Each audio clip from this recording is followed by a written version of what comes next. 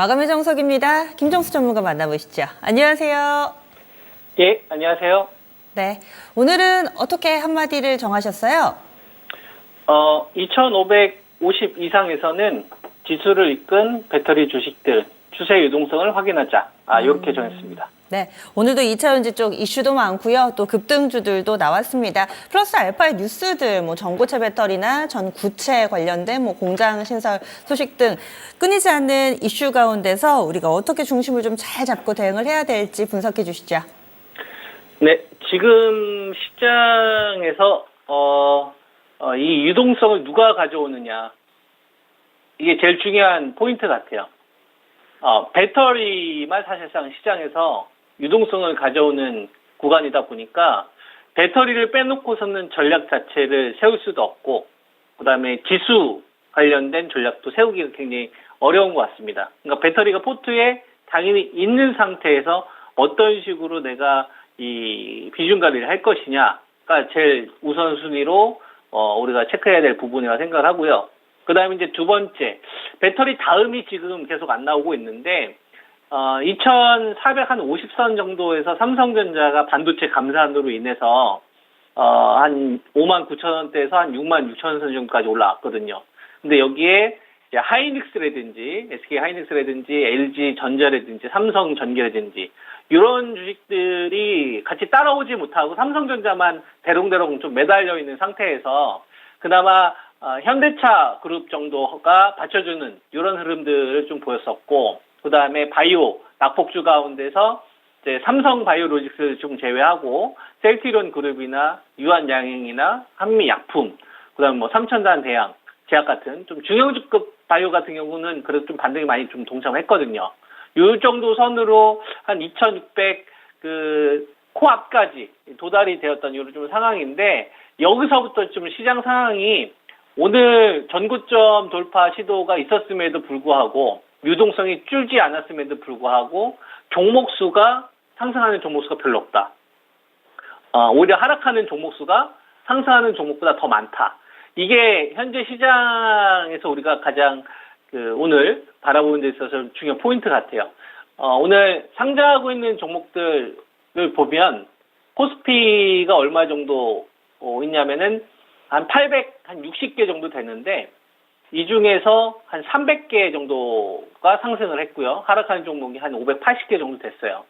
그러니까 상승하는 종목보다는 하락하는 종목 수가 더 많았다는 얘기고, 그 다음에 코스닥 같은 경우도 보면 한 500개 종목이 상승을 했는데 하락하는 종목이 거의 1000개죠. 2개인 거죠. 그죠? 상승하는 종목이 하나면 하락하는 종목이 2개인 거죠.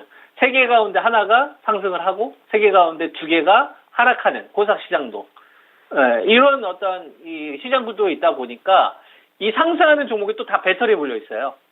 그러니까 현재 시장의 모든 키는 배터리가 가지고 있다. 이렇게 우리가 접근을 해야 될 것 같아요. 계속 1등의 자리를 우리가 빼앗기고 있지 않구나. 그러니까 배터리 관련된 주식들의 이 흐름이 전략을 세우는데 일단 제일 우선순위로 갈 수밖에 없기 때문에, 어제 같은 경우도 에코프로 BM 여러분들한테 26만 5천 원, 22만 원 가격대 좀 잡아드리고, 에코프로는 그 앞서 57만 원이라는 자리, 그죠? 그 다음에 44만 원의 자리, 그 다음에 LNFT 25만 원, 21만 원, 이게 가격대 좀 잡아드렸었잖아요. 그럴 수밖에 없는 시장도가 계속 만들어지고 있기 때문에 이런 말씀을 드리는 거니까 이거 꼭 참고하시고요.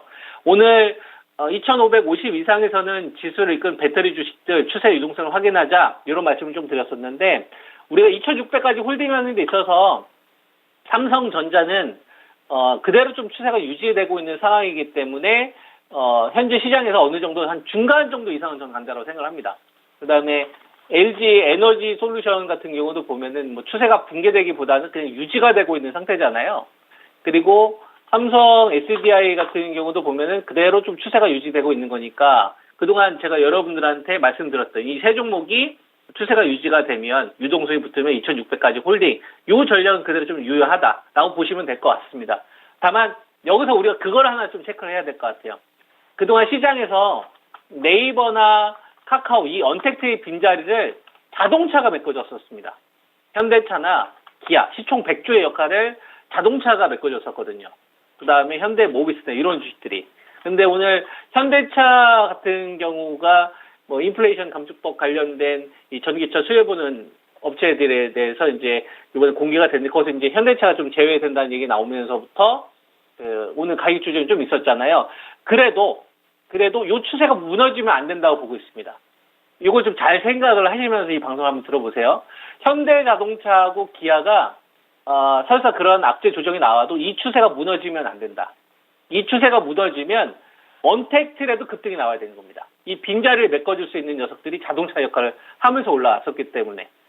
예. 그래서 만약에 네이버나 카카오가 돌아서지 않는 상태에서 현대차나 기아도 이 만약에 추세가 무너지는지가 포인트인데 이게 만약에 무너지는 흐름이 나오면 지수의 좀 탄력이 좀 줄어들 수 있겠다라고 생각을 하시고 현금 비중 조금 높이는 전략으로 여러분들이 방향을 선회를 하셔야 될 거고 그리고 추세가 유지되느냐 붕괴되느냐 같은 경우는 우리가 그렇게 보면 될 것 같아요. 현대자동차는 이전에 밟고 올라왔던 자리가 이제 18만 원이라는 자리와 수렴하는 자리로 제시했던 자리가 19만 원 선 정도 되잖아요. 이 자리가 방어 라인입니다. 그러니까 18만 원 선 정도 이상에서만 놀면은 문제는 없어요. 근데 만약에 무너지게 되면 지수가 이 보폭을 넓힐 수 있겠구나. 그러면 그동안 이제 제시해드렸던 지수 이 밴드 기준으로 제시해드렸던 2,300 하단 요거하고 그다음에 2,600, 2,690.